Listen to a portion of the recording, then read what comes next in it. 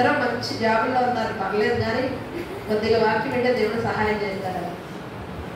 అయితే ఆరోహణమైన తర్వాత శిష్యులు ఆయన సేవ చేయాలి.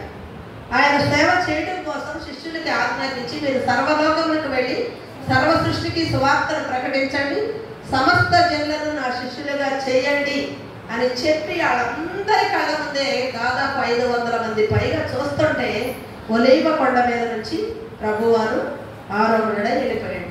వెళ్ళిపోయిన తర్వాత వీళ్ళు ఏం చేయాలి, శిష్యులందరికీ ఏం చెప్పాడు, ఈ 3.5 సంవత్సరాలు యేసయ్య ఏం చెప్పాడు, వాళ్ళకి ఏం చెప్పాడు, ఏం నేర్పాడు, ఏమి బోధించాడు వాళ్ళ గురువు గారు ఆ శిష్యులకి.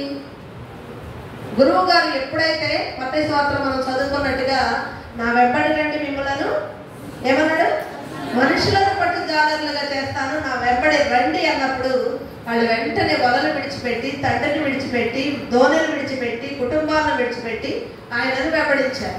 వెంబడించిన తర్వాత ఎన్ని సంవత్సరాలు బ్రతికాడు యేసయ్య? అందరికి తెలియాలి మీకు. ఎన్ని సంవత్సరాలు బ్రతికాడు? 33.5 సంవత్సరాలు. సేవ ఎన్ని సంవత్సరాలు చేశాడు? శిష్యులు పిలిచి ఎన్ని సంవత్సరాలు అయింది? 3.5 సంవత్సరాలు. ఆయన 30 సంవత్సరాలు అయ్యాక బాప్తిసం తీసుకున్నాడు. గలిలయ సముద్ర ప్రాంతానికి, తీర ప్రాంతానికి వెళ్ళాడు. అక్కడ చేపలు పట్టే జాలర్లను పిలిచాడు. ముందుగా యోహాను శిష్యులు కూడా ఆయన వెంబడించారు. పిలిచిన తర్వాత 3.5 సంవత్సరాలు ఆయన వెంబడించినప్పుడు స్వస్థతలు, ఆయన చనిపోయిన వారిని లేపి చూపించాడు, స్వస్థతలు చేశాడు. పక్షవాయు రోగుల్ని, కుష్ఠరోగులు, ఇట్లా ఇవన్నీ మీకు తెలిసి అన్నీ చూపించి 3.5 సంవత్సరాలు నేను చేసిన పని. గురువు గారు శిష్యుడికి ఎందుకు నేర్పుతాడండి? చెయ్యాలని. Very good. ఎవరు చెప్పారు? రవిలమ్మ. దేవుడు ఒక గురువుకి ఒక శిష్యుడు అన్నాడండి. ఎప్పుడు చూసినా గురువు పాదాల దగ్గరే కూర్చుంటాడు. ఆ గురువు గారు పక్కనే ఉంటాడు. గురువు గారు ఎక్కడికైతే అక్కడికి వెళ్తాడు. గురువు గారు బ్యాగ్ పట్టుకుంటాడు, గురువు గారు వాటర్ బాటిల్ పట్టుకుంటాడు, గురువు గారు స్నానం చేస్తే నీళ్లు పెడతాడు. అన్నం తినాలంటే ఎక్కడికైనా మీటింగ్కి వెళ్ళాలంటే ఆయనకు అన్నం ఏంటి చూస్తాడు. ఏ టయానికి ఏం తింటాడు గురువు, ఈ టయానికి ఇది తింటాడు, ఈ టయానికి ఇది తాగుతాడు, ఈ టయానికి ఇది తింటాడు, ఈ టయానికి స్నానం చేస్తాడు, ఈ టయానికి ప్రసంగం చేస్తాడు, ఈ టయానికి ప్రార్థన చేస్తాడు, ఈ టయానికి బైబిల్ చదువుతాడు అని కుటుంబీకుల కన్నా ఎవరికి ఎక్కువ తెలుసు? శిష్యుడికి ఎక్కువ. హల్లెలూయా.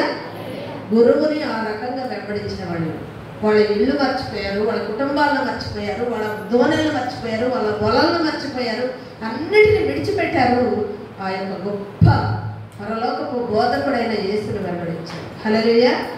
అలా వెంబడించి 3.5 సంవత్సరాల్లో ఆయన దగ్గర ఆయన చేస్తున్న అద్భుతాలు, కార్యాలు, స్వస్థతలు, సూచక క్రియలు, చనిపోయిన వారిని లేపడం, ఇవన్నీ చూసి మీరు ఇలా చెయ్యాలి అని వాళ్ళందరికీ నేర్పించాడు. వాళ్ళు చూశారు ఆ విధంగా. తర్వాత యేసయ్య ఆరోహణ అయిపోయినాక వాళ్ళు ఏం చేయాలి? ఏం చేయాలని? చనిపోయాడు గురువు గారు, వాళ్ళ ఎదురుని కొనుక్కోబడ్డాడు. తర్వాత ఏం చేయాలి? గురువు గారు, ఒక గురువు ఉన్నాడంటే, ఒక శిష్యుడు ఉన్నాడంటే, మోషన్ ఎమోషనల్ చూసుకోండి, లేకపోతే రవిబాబు గారిని మిమ్మల్ని చూసుకోండి, లేకపోతే ఎలీషాని చూసుకోండి, ఏసై శిష్యులు చూసుకోండి, అందరినీ చూసుకోండి. గురువు అంటే ఎంత ప్రేమ ఉంటుంది శిష్యుడికి.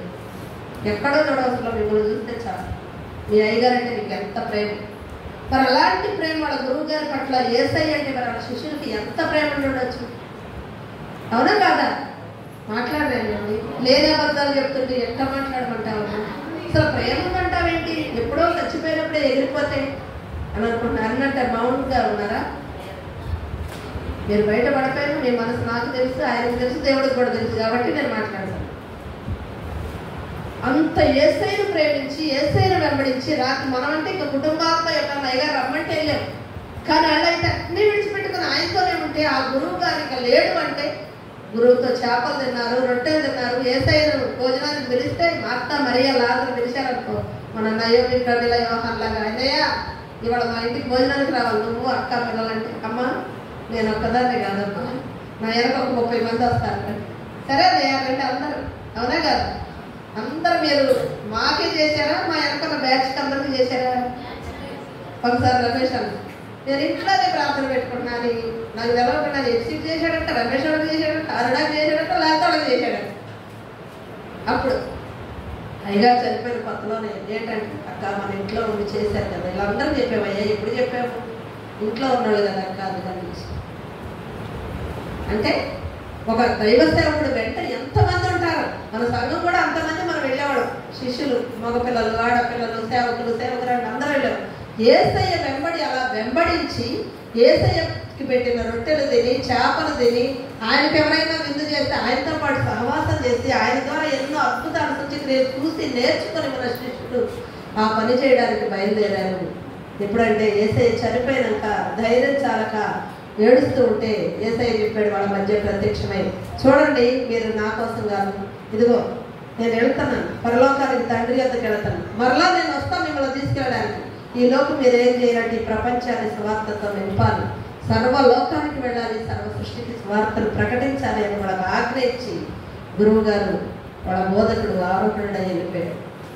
తర్వాత వాళ్ళ షాకులో నుంచి తేరుకోలేక ఏం చేయాలో అర్థం కాక భయముతో ఏడుస్తూ, యెరూషలేము దాటి మీరు వెళ్ళొద్దు, మీరు ఆత్మను పొందుకోండి, పరిశుద్ధాత్మలో మీరు బాప్తిసం పొందుతారు. పరిశుద్ధాత్మలో బాప్తిసం అంటే అగ్నిలోను, పరిశుద్ధాత్మలను మీరు బాప్తిసం పొందుతారు. ఇప్పుడు మామూలుగా బాప్తిసం పొందారు నీటితో, కానీ మీరు పరిశుద్ధాత్మలో బాప్తిసం పొందాల్సి ఉంది. కాబట్టి యెరూషలేము దాటి ఎక్కడికి వెళ్ళొద్దని యేసయ్య చెప్పాడు. పరిశుద్ధాత్మలో బాప్తిసం అంటే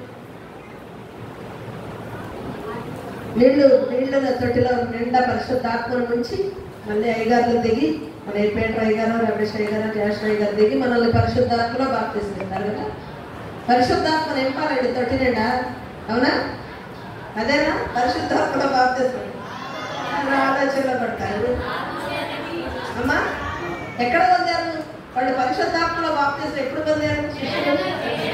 హల్లెలూయా. మేడగదిలో అంటే వాళ్ళు ఇంట్లో ఒక గదిలో కూర్చొని ప్రార్థన చేస్తుంటే ఆకాశం నుంచి అగ్నిలాగా మనం మెరుపులు వస్తే పెద్ద మెరుపు వస్తుంది, తీగల్లాగా, కరెంట్ షాక్ లాగా మెరుపులు వస్తాయి. అలాంటి మెరుపు వాళ్ళ మీదకి రావడం వాళ్ళు చూశారు. నాకు ఆ ఇంట్లంతా పరిశుద్ధాత్మ కుమ్మరింపు అప్పుడు జరిగి పెంతుకొస్తున్న పండుగ దినాన అద్భుతంగా వాళ్ళు అన్ని భాషలు మాట్లాడగలిగారు. పరిశుద్ధాత్మను పొందుకొని ధైర్యవంతులు అయిపోయారు. పెరిగి వారు ఆ యొక్క షాకు నుండి కోలుకున్నారు. మరొక ఆత్మ వచ్చేసింది అడలో, మరొక ఆత్మ అడలోకి వచ్చేసింది. అప్పుడు దాకా ఉన్న మానవ ఆత్మ, పెరిగి కలిగిన ఆత్మ, భయం కలిగిన ఆత్మ, అన్ని ఆత్మలు పోయి ధైర్యంతో నిరాశతో నింపుకున్న ఒక మానవ ఆత్మ అద్భుతంగా పరిశుద్ధాత్మ శక్తి చేత నింపబడ్డారు. అది పరిశుద్ధాత్మలో బాప్తిసం అంటే. ఎప్పుడైనా ఎవరైనా పరిశుద్ధాత్మలో బాప్తిసం ఏంటంటే, ఆనాడు పెంతెకొస్తు దినమున శిష్యులందరూ యేసయ్య వెళ్ళిపోయిన తర్వాత, ఆరోహణమైన తర్వాత మేడగదిలో మొరపెడుతుంటే పరిశుద్ధాత్మ దిగింది. అది పరిశుద్ధాత్మలో బాప్తిసం అని గుర్తుపెట్టుకోండి. అలా ఏదో ఆత్మ అంటే, పరిశుద్ధాత్మలో బాప్తిసం అంటే ఇంకేదో తొట్టులో నింపి దిగాలనుకుంటే అనుకోబాకండి.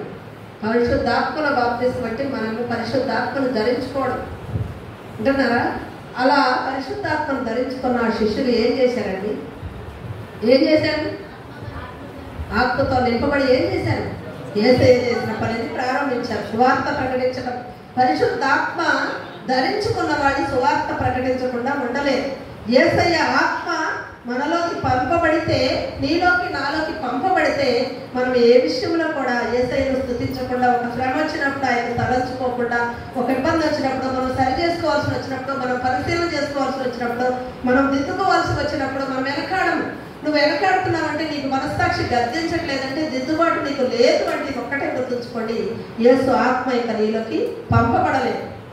నువ్వు ప్రార్థనాత్మ లేకుండా అబ్బా తండ్రి అని మొరపెట్టలేని స్థితిలో ఉన్నావంటే యేసు ఆత్మ నీలో లేదని మాత్రం గుర్తుపెట్టుకోండి. ఇదొక్కటే మీకు సూచన. ప్రార్థనాత్మ నాకు రావట్లేదు, ప్రార్థన చేయబుద్ధి కావట్లేదు, నేను ప్రార్థన చేయట్లేదు, ప్రార్థనకి వెళ్ళబుద్ధి కావట్లేదు, శ్రద్ధగా వాక్యం వినబుద్ధి కావట్లేదు అంటే యేసు ఆత్మ నీలోకి రాలేదని మాత్రం సూచన. ఇది గుర్తుపెట్టుకోండి. అలాగే అప్పుడు ఏం చేయాలి?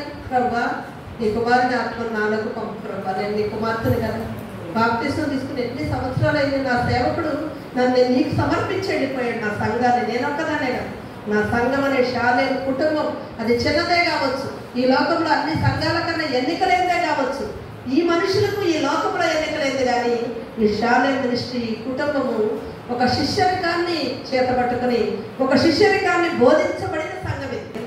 రాత్రి కూడా ఐజక్ అయ్య గారు అని వచ్చాడు, మన సంధ్య లీడర్షిప్ ట్రైనింగ్ పెడుతుంది. ఆయన కూడా ఒక నాయకత్వంలో ఉండే ప్రేమ ఏంటి, వినయం ఏంటి, నాయకత్వపు లక్షణాలు, ఒక మంచి నవ్వు ఫేస్ ఏంటి, ఒక నాయకుడు ఒక మాదిరికరంగా ఉండాలంటే నాయకుడే అనేకమైన శ్రమలతో, ఇబ్బందులతో, కష్టాలతో, చింతతో, ఏడుపుతో, కన్నీటితో ఉన్నప్పుడు, వాడి ముఖానికి చిరునవ్వు కరువైనప్పుడు సంఘం ఎలా ధైర్యపరచబడతారు?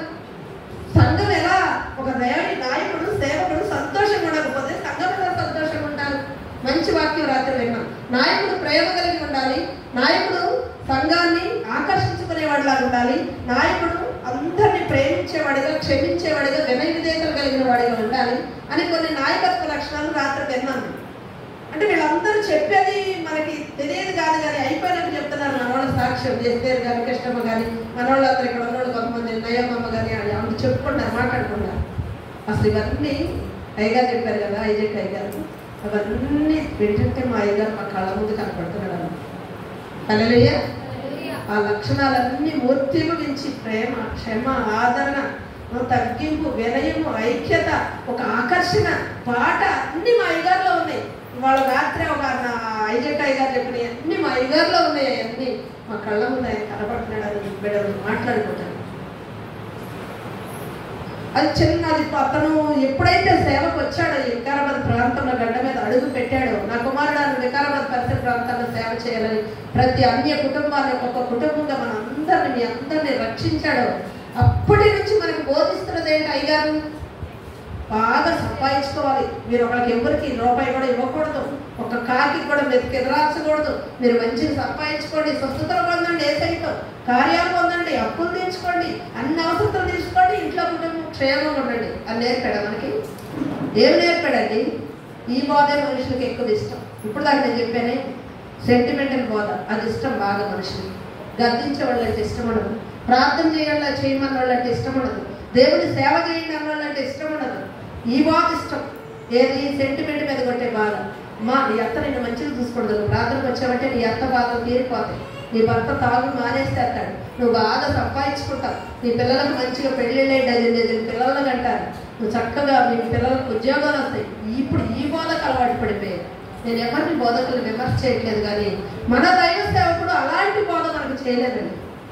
దేవుని కోసం రోషంగా నిలబడే బోధ చేశాడు. కాబట్టి ఈనాడు చిన్న యవనస్తులు వాళ్ళ స్థితి ఏంటి, వాళ్ళ చదువు ఎంత, వాళ్ళ ఉద్యోగం ఎంత, వాళ్ళ జీవనోపాధి ఎంత, వాళ్ళ స్థితిగతులు ఎంత, వాళ్ళ చదువు ఎంత, వాళ్ళ నాలెడ్జ్ ఎంత, ఇలాంటి వాళ్ళని అభిషేకించి సంఘాలు అప్పగిస్తే వాళ్ళు అలాంటి బోధ చేసి అలాంటి క్లాసులు ఇచ్చాడు. కాబట్టి వాళ్ళు గర్దించబడి, కదిలించబడి, చేయెత్తుకొని ఆడపిల్లలు కానీ మగపిల్లలు కానీ సేవకు సమర్పించుకొని ఈరోజు 20 మంది, దాదాపు 15 మంది సేవకురాలు ఉన్నారంటే ఆయన చేసిన బోధలే. అవునంటారా కాదంటారా? ఎలాంటి బోధ చేశాడు? ఆడలేదు నాకు కాదన్నట్టు తలంచుకుంటానంటారా? మీరందరూ కాదా సేవకులు? మనందరినీ సేవకులు సేవ చేయాలని చెప్పలేదా? లక్ష్మణ్ విడిచిపెట్టలేదు, బంధం విడిచిపెట్టలేదు, దోళ్ళే కూడా పరిగెత్తుతాం. ఎప్పుడు సేవ చేస్తాం అంటే మనమందరము ఇది అన్ని మీకు ఎందుకు జ్ఞాపకం చేస్తానంటే, ఈరోజు దైవ సేవకుడే ఆశయం మనం శిష్యరికం చేయాలి, మనం దేవుని యొక్క సేవ చేయాలి, మనం శిష్యులుగా ఉండాలి. విశ్వాసులు అయితే ఏంటంటే, విశ్వాసులు వచ్చి కూర్చుంటారట, వినండి, వచ్చి కూర్చుని వెళ్ళిపోయేవాళ్ళు ఎవరైనా ఉంటే వినండి. విశ్వాసులు వస్తారు, కూర్చుంటారు, వాక్యం వింటారు, ప్రార్థన చేసుకుని వెళ్ళిపోతారంట. ఒక్క ఆత్మను కూడా తీసుకున్నారు, ఒక్కరు కూడా సాక్షి చెప్పరు, ఒక్క సువార్త కూడా యేసయ్య గురించి ఒక్క మాట కూడా విశ్వాసులు అయితే చెప్పరట. శిష్యులైతే శిష్యరికం చేసేవాడు ఎట్లా ఉంటుందంటే వాడి పరిస్థితి, శిష్యునికి ఒక శిష్యునికి ఎలాంటి సంబంధం ఉంటుందంటే, గురువు గారు ఏం మాట్లాడుతున్నాడు చూస్తానే ఉంటాడు. పక్కన కూర్చుని శిష్యుడు గురువు గారు అలవాటు ఏంటి, గురువు గారి పద్ధతి ఏంటి, గురువు గారు ఏం చెప్తున్నాడు, అసలు ఆయనలాగా నేను ఉండాలి, ఆయనలాగా నేను చెయ్యాలి, ఆయన్ని నేను ఫాలో అవ్వాలి, ఆయన ఎలా ప్రసంగం చేస్తున్నాడో నేను అలా చేయాలి, ఆయన ఎలా స్వస్థత చేస్తాడో నేను అలా చేయాలి, ఆయన ఎదుటి వారికి ఒక సమస్య ఎలా పరిష్కరిస్తున్నాడో అలా నేను చెయ్యాలి అని ఆయన్ని గమనిస్తూ ఆయనలాగా చేయాలని సేమ్ ఆయనలాగే మాట్లాడతాడు, సేమ్ ఆయనలాగే ప్రసంగం చేస్తాడు, ఆయనలాగే ప్రార్థన చేస్తాడు, ఆయనలాగే ఆదరిస్తాడు, ఆయనలాగే గర్దిస్తాడు, ఆయనలాగే ప్రేమిస్తాడు. వాడిని శిష్యుడు అంట. అవునా కదా? ఈయన అచ్చం పిడి సుందరరావు గారు లాగానే మాట్లాడతారంట. పిడి సుందరరావు గారు బ్యాచ్ అంట. ప్రియమైన దేవుని వారులారా, మీ పిల్లలకు మేము ఏం చెప్పాలో క్రీస్తు పేరని అడుగుతున్నాము తండ్రి. మీ పిల్లలకి ఏం చెప్పాలో మాకు ఆ జ్ఞానం దయచేయండి. మీ పిల్లలు వచ్చారు, మీ పిల్లలు ఇవాళ ఏం నేర్చుకోవాల్సి ఉందో ఇలా మాట్లాడతారు. ఎవరాళ్ళు? పిడి సుందరరావు గారి బ్యాచ్. అవునా? అంటే గురువు గారిని అంతా ఇమిటేట్ అంటే ఫాలో అవుతున్నారు, గురువు గారిని అంగీకరిస్తున్నారు, అనుసరిస్తున్నారు, ఫాలో చేస్తున్నారు. అంత దృష్టి గురువు గారి మీద పెడుతున్నారు. ఈరోజు రఘుబాబు గారి లాగా ప్రసంగం చేస్తున్నారా? శిష్యుల గురించి మాట్లాడుతున్నాను. నేను శిష్యురాలు కాదు, నేను భార్యని. సగం అటు సగం ఇటుండి ఆయన చనిపోయాక కర్మగారి చేస్తాను తప్పక. నేను శిష్యురాలుగా శిష్యుల గురించి మాట్లాడు. రవిబాబులో నుంచి వచ్చిన శిష్యులు రవిబాబులాగా ప్రసంగం, రవిబాబులాగా పాటలు, రవిబాబులాగా ఫాలోయింగ్, రవిబాబులాగా గద్దింపు, రవిబాబులాగా ఎప్పుడు మొహమాటం లేకుండా చూసి వాళ్ళని గద్దించడం, ఖండించడం, బుద్ధి చెప్పడం, తప్పు దిద్దడం, రవిబాబులాగా ప్రసంగం, రవిబాబులాగా. అంటే శిష్యులు అలా ఫాలో అవుతారు. శిష్యుడు అంటేనే వాళ్ళ ప్రసంగం చూసి, ఆయన పాట చూసి, ఆయన మాట చూసి ఈయన రవిబాబు శిష్యుడు అన్నారు. పిడి సుందరరావు గారు శిష్యులు ఎట్లా మాట్లాడతారంటే, ప్రియమైన దేవుని వాళ్ళారా, దేవుని పిల్లలైన మీకు మేము ఏం చెప్పాలంటే, ఈ పిల్లలకు నేను ఏం చెప్పాలి అన్నీ అట్లా ఫాలో అవుతుంటారు. అర్థం అవకపోతే యేసయ్య శిష్యులు ఆనాడు యెరూషలేము ప్రాంతంలో శిష్యుల సంఖ్య బహుగా విస్తరించిందంట. శిష్యుల సంఖ్య చేర్చబడుతూ ఉన్నారంట, విశ్వాసుల సంఖ్య కాదు, శిష్యుల సంఖ్య ఎక్కువ అవుతూ ఉంది. చూడండి ప్రియ దేవుని బిడ్డలారా, నువ్వు నెమ్మక నీరెత్తినట్టు నాకెందుకు, నా ఇల్లు, నా పని, నా ఉద్యోగం, నా వ్యాపారం నా వరకే, నా కుటుంబం, నా ఆస్తి, నా డబ్బు, నా పనేది, నా అప్పులు ఎంతవరకు, నా క్షేమం ఎంతవరకు, నాకు ఎంతవరకు కార్యం జరగాలి, నా పిల్లల జీవితాలు ఎంతవరకు కట్టబడాలి, ఎంతవరకే ఉంటే నువ్వు విశ్వాసం ఈరోజు గుర్తుంచుకో, జ్ఞాపకం చేసుకో, ఆలోచన చేసుకో. రవిబాబు గారు మనల్ని విశ్వాసులుగా పిలవలేదు అంటున్నారా? కొంతమంది మాత్రమే సేవకులు ఉన్నారు, కొంతమంది మాత్రమే సేవకులు ఉన్నారు, వాళ్ళ పని వాళ్ళు చూసుకుంటారు, మేము అయ్యాలి కాదు. మనం విశ్వాసులుగా ఉంటే మనకేం ఫలితం రాదండి. సమరయ స్త్రీ కూడా ఎప్పుడైతే తన జీవితం మార్చబడిందో పరుగు తీసుకెళ్లి ఊర్లో వాళ్ళు ఎంతో మందిని నడిపించింది. రండి, నేను చేసిన తప్పులు పాపాలన్నీ చెప్పిన నా యేసయ్యను చూపిస్తానండి, ఆయన వచ్చాడు రండి అని అందరినీ నడిపించింది. నువ్వు ఒక శిష్యురాలు కావాలి, నువ్వు ఒక శిష్యుడు కావాలి. ఇది ఎవరో చెప్పింది కాదు, మన సేవకుడు మనకి చిన్నప్పటి నుంచి రంగరించి పోసింది మనకు. అదే 20 ఏళ్ళు ఆయన వాపోయింది. అదే ఆఖరి ప్రసంగం, ఈస్టర్ ప్రసంగంలో చెప్తున్నాడు, మీరందరూ సువార్త ప్రకటించాలి. ఎంతవరకు నీ పనులు చేసుకుంటూ ఉంటారు కాదు, కానీ ప్రతి ఒక్కరూ కూడా దేవుని సువార్తను ప్రకటించే శిష్యరికపు అనుభవాల్లోకి రావాలి. మనం యేసయ్యకు శిష్యులం కావాలి, కానీ విశ్వాసం కావాలి. వింటున్నారా? అలాంటి శిష్యరికం చేయగలిగినప్పుడు 50 సంఘాలైన ఎన్ని సంఘాలైన అందరూ శిష్యులు మేము కాదు, సేవకులు మేము కాదని మీ పనుల్లో మీరు ఉన్నారు కాబట్టి ఇంకా సంఘం విస్తరించట్ల, సంఘం దరిద్రం అభివృద్ధి చెందట్ల. ప్రతి ఒక్కరూ శిష్యులుగా మారితే అనేక మంది కోకొలలుగా వచ్చి చేరతారు. మన మందిరం ద్వారా మన సంఘాలు కూడా ఎన్నో విస్తరిస్తాయి. కాబట్టి ప్రతి ఒక్కరూ మనం నేను శిష్యుడిని, నేను యేసయ్యకు శిష్యుడిని, రవిబాబు శిష్యుడిని, తర్వాత నేను యేసయ్యకు శిష్యుడిని.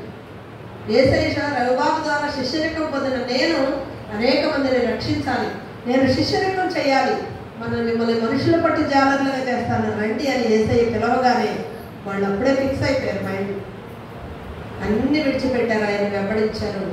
నాకంటే గొప్ప కార్యాలు చేస్తారు ఆయన. మీరు అయ్యా చనిపోయిన లాజరును లేపేవా అని ఆశ్చర్యపోయినప్పుడు శిష్యులు ఒంటరిగా ఉన్నప్పుడు ఆయన అడుగుతూ ఉన్నారు, ఏంటయ్యా ఈ విత్తనాలు వారు ఇట్లా మాట్లాడేమో, దీనికి అర్థం ఏంటి? అలా చాలా యేసయ్యని ఒంటరితున్నప్పుడు అడిగినప్పుడు యేసయ్య చెప్తూ వస్తున్నాడు, అయ్యా చనిపోయిన వారిని కూడా లేపుతున్నావు, ఎంత గొప్ప కార్యం చేస్తున్నావు అయ్యా అంటే ఏమన్నాడు తెలుసా? నాకంటే గొప్ప కార్యాలు నేను చేస్తాను. శిష్యులు కూడా చనిపోయిన వారిని లేపారు తెలుసా? పేతురు ఒక చిన్నది చనిపోతే లేపాడు. పౌలు కిటికీలో నుంచి బోధ వింటూ రాత్రిపూట ఐతుకని ఆయన పడిపోతే కింద వెంటనే పౌలు వెళ్ళి ఐతుకుని బ్రతికించాడు. అంటే నాకంటే గొప్ప కార్యాలు మీరు చేస్తారని శిష్యులకు చెప్పాడు. యేసయ్య అంగీ పట్టుకుంటే రక్తస్రావానికి స్వస్థపడేదేమో, పేతురు నడిచేస్తుంటే నీడలోనే స్వస్థపడ్డారు. హల్లెలూయా, చప్పట్లు కొట్టి దేవుని నామమున. నాకంటే గొప్ప కార్యం ఇది కాదా? యేసయ్య కంటే గొప్ప. యేసయ్య అంగీ పట్టుకుంటే రక్తస్రావానికి స్వస్థపడింది, కానీ పేతురు నీడ పడితేనే రోగులు ఆ మంచాలు వరసనే పెట్టేవాడు. అక్కడ రోడ్డు పక్కన పేతురు వస్తున్నాడు, యోహాను వస్తున్నాడు, అమ్మో యాకోబు వస్తున్నాడు, వాళ్ళు వెళ్తున్నారు, దేవాలయానికి వెళ్తున్నారు, ఈ రోడ్నే వస్తారు కాబట్టి రోగులు తీసిరండి అని బయటకు ఇళ్లలో నుంచి దారి పడుతున్న మంచాలు పరుపులేసి పడుకోబెట్టేవాళ్ళు రోగులు. పేతురు గెలవవసరంలా, పేతురు ముట్టుకోవసరంలా, వెళ్ళిపోతా ఉండేవాళ్ళు. పేతురు వాళ్ళు వెళ్తుంటే వాళ్ళ నీడ పడితేనే ఈ రోజులు నిలిచినవాడు అంట. హల్లెలూయా, ఎంత గొప్ప దేవుడు అండి! మనల్ని కనపరచడం కోసం, మనల్ని మహిమపరచడం కోసం ఈ లోకంలో ఆయన కంటే గొప్ప కార్యాలు చేసేవాళ్ళుగా మనల్ని చూస్తున్నాడు. మనం నమ్ముకుని మన కుటుంబం వరకు పరిమితం అవడం న్యాయం కాదు. మన కుటుంబం వరకు, మన అవసరతల వరకు మనకే దేవుడు కార్యాలు చేస్తున్నాడు, మా కుటుంబంలో మేలు చేస్తున్నాడు చాలు అనుకుంటే ప్రపంచం అంతా ఈ రోజు ఇలా రక్షించబడేది కాదు.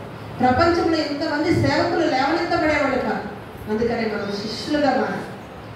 మీలో ప్రతి ఒక్కరు శిష్యులుగా మారాలి అంటున్నారు. చెప్పారు కదా, నేనా అని అనుకోవద్దు. నీ చదువుని బట్టో, నీ తెలివిలేనితనాన్ని బట్టో, మన స్థితిని బట్టో, మన స్థాయిని బట్టో, మన కొరతలను బట్టో నేను కూడా నా అనొద్దు.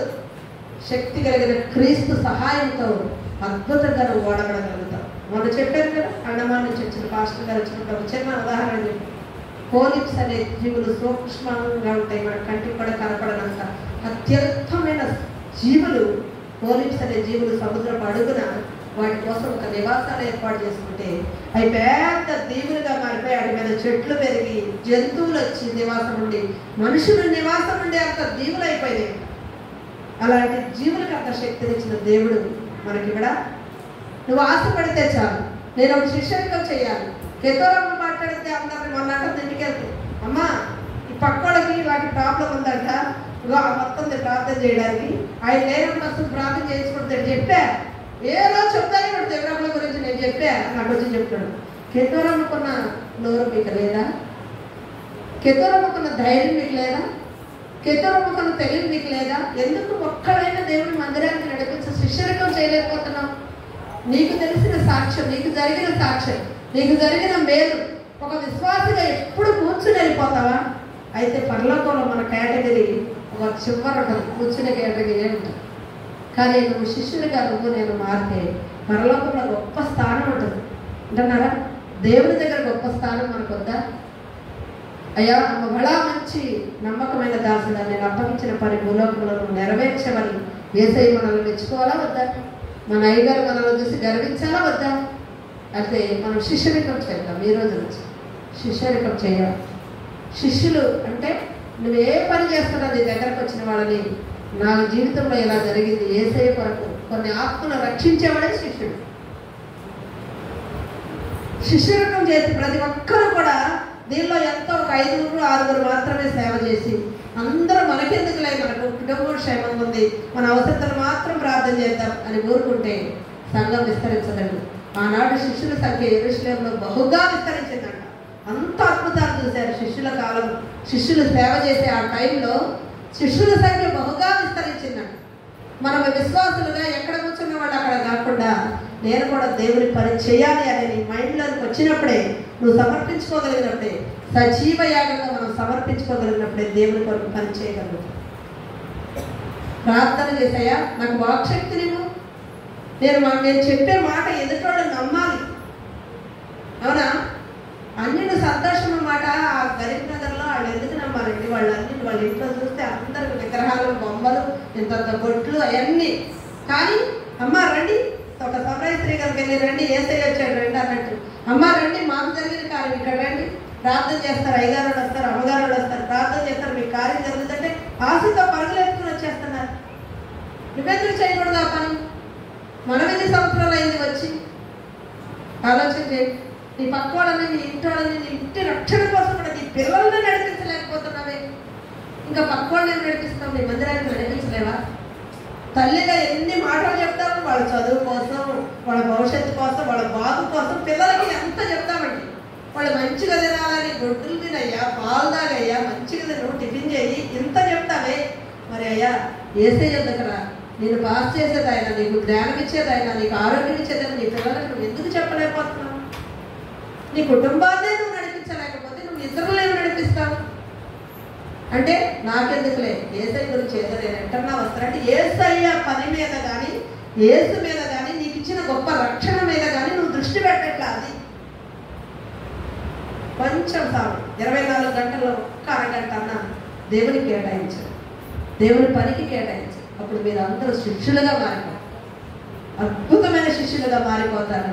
అనేక మందిని మందిరానికి నడిపిస్తారు, సంఘాలు కడతారు. ఎన్నో 50 సంఘాల మన యొక్క దర్శనం నెరవేరుతుంది. ప్రతి ఒక్కరు శిష్యులుగా మారాలి, ఆయన పని చేయాలి. మనం అందరం ఒకరికొకరు జతపని వారిగా పని చేయాలి. ఒక రవిబాబుకి శిష్యులుగా మా గురువు గారి యొక్క ఆశయం ఏంటి? నువ్వు నిజంగా రవిబాబు శిష్యుడివే అయితే ఆయన చేసిన పని మనం చేయాలి. అవునా కాదు?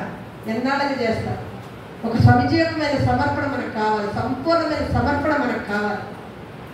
ఆలోచన చేసుకోవాలి. ఎల్లప్పుడూ ఒక స్వార్థపూరితమైన జీవితం, నా కుటుంబం బాగుంటే, నేను బాగుంటే, నేను స్వస్థపడితే చాలు, నాకు అప్పులు తీరితే చాలు, నాకు మేలు జరిగితే చాలు, నా పిల్లలు బాగుంటే చాలు, ఇంతవరకే ఉంటే మనం విశ్వాసం అండి. మనం దైవ సేవకుడు రుణాన్ని కానీ, యేసయ్య రుణాన్ని కానీ మనం తీర్చుకున్న వాళ్ళని కాదు. ఆయన శిలువ త్యాగాన్ని నువ్వు ప్రకటించే వ్యక్తిగా ఉండాలి. నీకు జరిగిన కార్యాన్ని నువ్వు సాక్షిగా చెప్పే వ్యక్తిగా ఉండాలి. అప్పుడే నువ్వు శిష్యరికం చేశాడు. అలాంటి శిష్యరికం అనుభవాలకి మనం నడిపించబడదాం.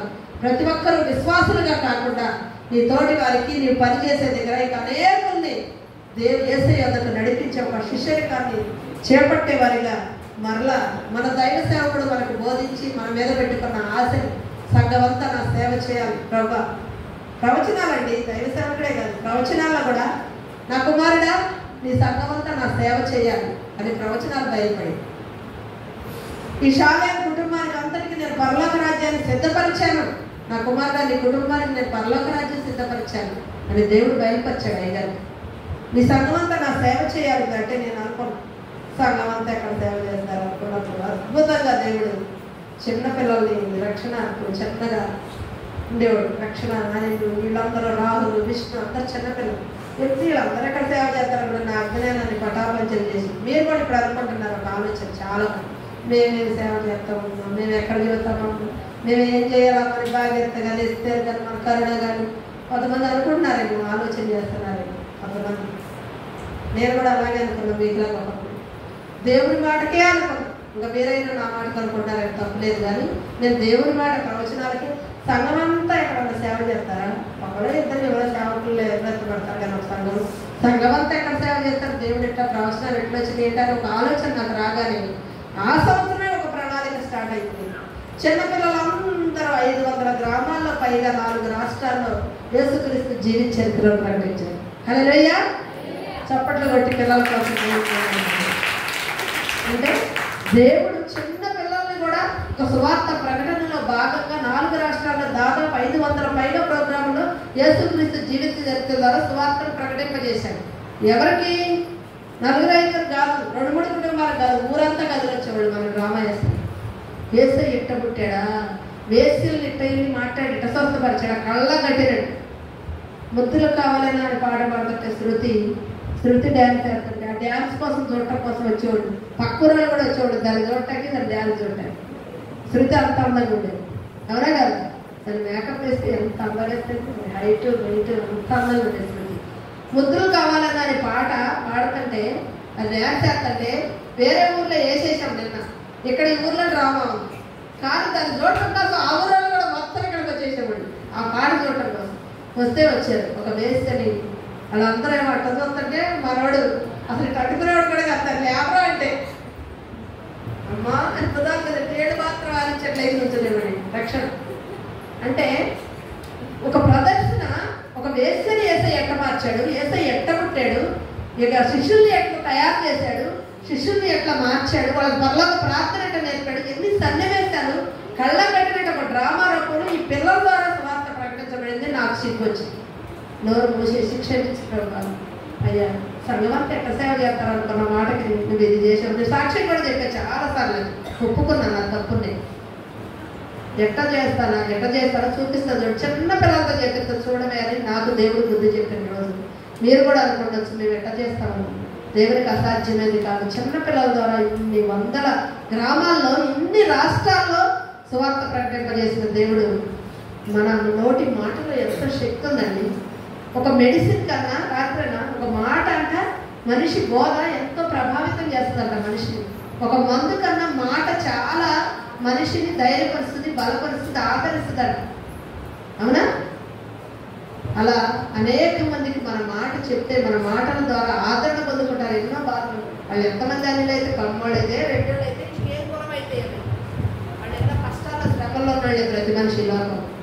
అమ్మ నీకు తగ్గిపోద్ది అంటే సార్ ఆడు ఎంత బలిచోడానికి లేచి రావాల్సింది రోగం వచ్చి వేసే దగ్గరికి రా, నువ్వు తొందరగా స్వస్థపడతామంటే డబ్బు మనకి రాదు, కులం రాదు. అప్పుడు అమ్మ నేను బతికితే చాలమ్మా, నువ్వు ఏ కులం అయితే నీ కాళ్ళు పట్టుకుంటా అంటారు. అర్థమైందా? కులంతో మతంతో పని లేదు, యేసయ్య శక్తితోనే పని. ఇది ఆత్మ చేత జరిగే కార్యం కానీ మనుషుల చేత జరిగే కార్యం కాదు. కాబట్టి ఎవరు నిన్ను నువ్వు తక్కువ అంచనా వేసుకోవద్దు అంటున్నారా? నిన్ను నువ్వు తక్కువ అంచనా వేసుకుని ఇది ఎలా సాధ్యం, మేము శిష్యులుగా ఎలా మారుతాం అనే ఆలోచన ఉందండి. అలా వద్దు. నా అవివేక ఆలోచనకే బుద్ధి చెప్పి చిన్న పిల్లల ద్వారా అనేక ప్రాంతాల్లో సువార్త ప్రకటింపజేసిన దేవుడు మన సంఘం. మీ అందరినీ కూడా దేవుడు శిష్యులుగా మార్చాలని, మీకు అలాంటి ఆశ కలిగి దేవుడికి ఒక తీర్మానం చేసుకోవాలి. మనము విన్న ప్రతి మాటను బట్టి ఒక తీర్మానం, ఆల్టర్ కాల్ అంటారు. కొన్ని నిమిషాలు, 1 నిమిషం 2 నిమిషాలు. ఎప్పుడో నాకు నా కొడుకు చెప్తుంటాడు, అమ్మ నువ్వు ఎంతమంది 5 నిమిషాలు 10 నిమిషాలు ఆల్టర్ కాల్ అమ్మ, వాళ్ళకి ప్రార్థన నడిపించమ్మా అని చెప్తుంటాడు. నిజమే, పేటైంది ఆల్టర్ కాల్ అనేది చాలా. డిఎల్ మూడీ గారంట, డిఎల్ మూడీ అంటే ప్రపంచ ప్రసిద్ధిగాంచిన గొప్ప దైవసేవకుడు. డిఎల్ మూడీ గారంట ఒకరోజు ప్రసంగం చేసి, తొందరగా టైం అయిపోయిందని ప్రసంగం చేసేసి, తర్వాత విషయము యేసయ్య ఎలా పునరుద్ధరణుడయ్యాడు, మరణం వరకు చెప్పాడంట. యేసయ్య ఎలా పునరుద్ధరణుడయ్యాడో మళ్ళీ రేపు ప్రసంగంలో ఉంటుంది కదా, రేపు మీటింగ్ ప్రసంగంలో చెప్తాను. టైం అయిపోయింది, నేను ముగించేసి ప్రార్థన చేసి వెళ్ళిపోయాడు. ఆ రాత్రి అంతా ఆయనకు నెమ్మది లేదంటే దేవుడు మాట్లాడుతాడు. మూడి అని వెళ్ళిపోయేసరికి ఒక భయంకరమైన ఆ రాత్రి ఒక అగ్ని ప్రమాదం జరిగిందంట. అయ్యా వినండి, ఆ అగ్ని ప్రమాదంలో 10,000 మంది చనిపోయారు. 10,000 మంది 10,000 మంది చనిపోయారంట. ఈయన ప్రసంగం చేశాడు ఉదయం మీటింగ్లో, మధ్యాహ్నం మీటింగ్లో. సాయంత్రం అంతమంది చనిపోయారంట. ఒక ఆహుతి వాళ్ళల్లో మీటింగ్కి వచ్చిన వాళ్ళు కొంతమంది ఉన్నారు. నువ్వు ఆల్టర్ కాల్ ఇస్తే ఒక సమర్పణతో కూడిన ప్రార్థన వాళ్ళు చేసుకునేవాళ్ళు కదా. నువ్వు వాక్యం చెప్పిన తర్వాత నువ్వు దేవుడి రాజ్యానికి సిద్ధపడుతున్నావా, నువ్వు పశ్చాత్తాపడు అని నడిపిస్తాం కదా, మనం ప్రార్థనగా నడిపిస్తాం కదా, అది ఉండాలి ప్రతి ప్రసంగం. ఈ మధ్య నేను ఒక చిన్న బుక్లో చదివాను, నాకు చాలా కనువిప్పగలిగింది. డిఎల్ మూడీ గారు చేసిన ఒక్క పొరపాటు తన జీవితంలో ఎప్పుడు కూడా ఇక చేయను అనుకొని దేవుని దగ్గర క్షమాపణ అడిగాడంట. రాత్రి అంతమంది చనిపోయారు. డిఎల్ మూడీ, నువ్వు చేసిన ప్రసంగం తర్వాత యేసయ్య త్యాగము, యేసయ్య సిలువ, యేసయ్య రక్షణ, యేసయ్య సమర్పణ, యేసయ్య మనందరి కోసం పడిన శ్రమలు అవన్నీ బోధించావు సరే, కానీ ఆ రోజు నువ్వు ఆల్టర్ కాల్ ఇవ్వలేదు. వాళ్ళు సిద్ధపడండి, తీర్మానం చేసుకోండి మీరు అనే ఒక సమయాన్ని 1 నిమిషమైన 2 నిమిషాలైనా ఇవ్వలేదు. కాబట్టి ఇంతమంది చనిపోయారు. వాళ్ళే కనుక తీర్మానం చేసుకుని ఉంటే వాళ్ళు దేవుని పరలోక రాజ్యానికి వెళ్ళేవాళ్ళు కదా అని మూడీతో దేవుడు మాట్లాడాడంట. రాత్రి ప్రభువా నన్ను క్షమించయ్యా, నా జీవితంలో ఇక ప్రసంగం చేసే విషయంలో ఎప్పుడూ ఆల్టర్ ఇవ్వకుండా నేను ఉండనయ్యాను.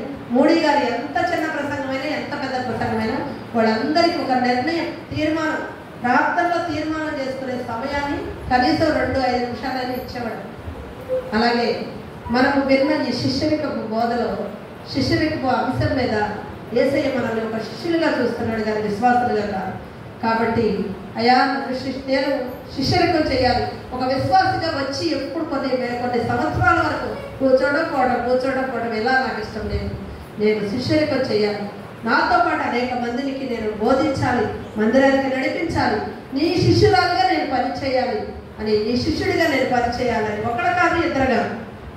సరే చేస్తారు. ఎవరెవరు చేస్తారు ప్రార్థన?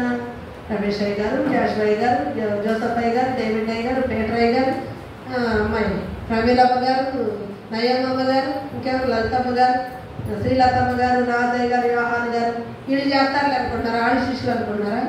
కాదు. ఇక్కడ ఉన్న ప్రతి ఒక్కళ్ళు కూడా సేవకులు, సేవకురాలు మాత్రమే సేవ చేయాలని ఎన్నాళ్ళు అనుకుని ఉంటారు. మేము వాళ్ళు వెళ్తారులే ప్రార్థన, మేము వెళ్ళలేకపోయినా, వాళ్ళు చెప్తారులే నేను చెప్పకపోయినా. ఒక శిష్యరికం అనుభవం నువ్వు చేస్తే నిన్ను లేపి దేవుడు మన సంఘంలోనే గొప్పగా వాడుకుంటాడు. అర్థమైందా? శిష్యులం అవుదాం. ప్రతి ఒక్కరం కూడా శిష్యురికం అనుభవం కోసం మనం పశ్చాత్తాపడదాం.